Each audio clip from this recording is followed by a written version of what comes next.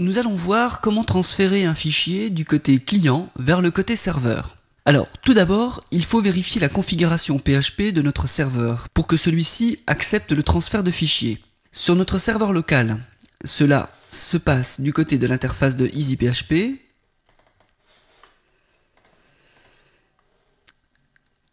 Dans le menu Configuration PHP, nous accédons au fichier php.ini. Ce fichier .ini contient toute la configuration PHP de notre serveur. Alors nous allons par exemple rechercher le mot upload. Vous pouvez donc constater ici que ma configuration file uploads est à on. Donc mon serveur accepte l'upload de fichiers.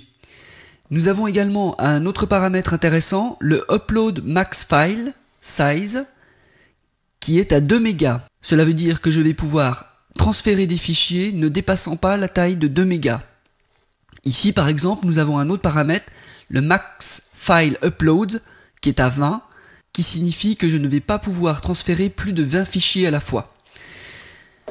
Nous pouvons donc refermer ce fichier .ini. J'ai également pour cet exercice créé un dossier fichier dans mon dossier de travail. Alors nous allons travailler avec ces deux fichiers, transfertformulaire.html, qui appellera donc le script transférerfichier.php.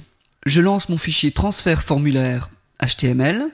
Je me retrouve donc avec un formulaire classique, dans lequel je vais pouvoir sélectionner un fichier sur mon propre disque dur, donc du côté client. Je vais par exemple choisir cette photo chicago.jpg. Je retrouve son chemin, ici, dans le champ de saisie. Et si je clique sur Envoyer, je lance le script transférerfichier.php. Celui-ci affiche quelques informations sur mon fichier transféré, son nom, sa taille, le type de fichier, ici il s'agit d'une image JPEG, et puis surtout, si je vais voir dans mon dossier fichier, mon fichier a bien été transféré. Voyons donc comment cela a été construit. J'ai donc mon formulaire transfertformulaire.html. Il s'agit d'un formulaire comme nous en avons déjà rencontré, avec une nouveauté, le type d'encodage du formulaire. Ici, nous avons précisé dans la balise form un type d'encodage multipart form data, qui est un type de codage spécifique pour le transfert de fichiers. Il va transférer nos données de manière plus compacte que s'il s'agissait d'autres données de type texte. Mon formulaire est donc relié au script transférerfichier.php.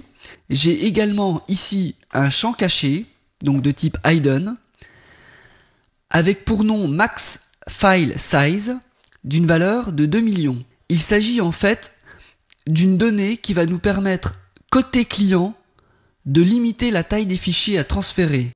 Nous avons vu que cette taille peut être configurée côté serveur. Nous rajoutons quand même une petite sécurité côté client. Puis nous avons notre champ de saisie dans lequel nous allons avoir le chemin de notre fichier côté client à transférer. Vous constatez que ce champ de saisie est de type file. C'est ce champ de saisie qui va nous permettre de pouvoir scruter l'arborescence de notre disque dur local. Puis notre formulaire se termine avec un bouton Submit dans lequel nous inscrivons la valeur envoyée. Dans notre fichier PHP, nous allons donc réceptionner les informations concernant notre fichier transféré. Cela se fait par l'intermédiaire du tableau associatif Files, $_files. Et dans ce tableau associatif, nous allons pouvoir accéder aux informations de notre fichier en accédant donc à la clé correspondant au champ de saisie du formulaire. Dans notre cas, nous l'avons nommé fichier. Ce tableau associatif va donc me renseigner un certain nombre d'informations sur le fichier transféré. Il va notamment pouvoir me donner un code d'erreur que nous allons tout de suite récupérer dans une variable code erreur et qui se trouve à la clé error de mon index fichier. Si ce code erreur est égal à upload error OK, cela veut donc dire que mon fichier a bien été transmis. Je vais donc pouvoir ici, dans ce bloc d'instructions, afficher les différentes informations de mon fichier. Alors je récupère ici, avec une variable que j'appelle fichier, les informations de mon fichier, qui sera en fait un tableau associatif également, dans lequel je vais pouvoir accéder à l'indice name, qui est le nom de mon fichier, à l'indice temp name, qui est le nom temporaire de mon fichier attribué par le serveur durant la période de transfert, puis l'information size, sa taille, et puis l'information type, le type de fichier. Ensuite, je vais exécuter la fonction copy, qui va me permettre de copier mon fichier qui est pour le moment dans un dossier temporaire du serveur, dans le dossier spécifique. Donc je récupère en premier paramètre le fichier dans le dossier temporaire, et je le copie dans le dossier voulu, c'est-à-dire le dossier que j'ai nommé fichier, et je vais lui donner son propre nom. Mon bloc d'instruction dans le cas du transfert réussi se termine donc ici. Je vais par contre ajouter une série de tests dans le cas d'un transfert échoué. C'est dans ce deuxième bloc d'instruction que cela se passe, et je vais donc tester ma variable code erreur en testant les différentes valeurs, upload error no file, le fichier n'a pas été transmis parce qu'on a oublié de préciser un fichier.